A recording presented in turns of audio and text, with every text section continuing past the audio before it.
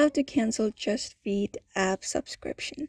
Hello everybody, welcome to another video. In this video we're gonna guide you on how we can unsubscribe from Just Feed by following just some steps. To do that, I want you to make sure first of all to like, share and subscribe this video, and we will get started.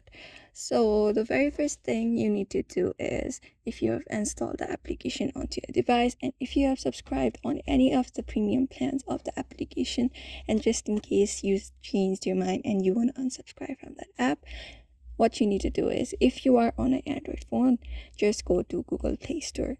After going to Google Play Store, you will be able to see the home page. On the home page, on the top right, you will be able to see your profile.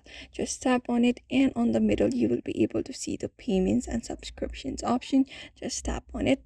After tapping on it, you will be able to see the subscriptions option on the second. Just tap on it.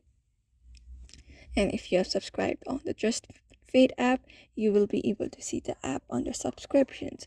After tapping on it, you will be able to see the cancel subscription option below it. Just tap on cancel subscription and confirm the cancellation.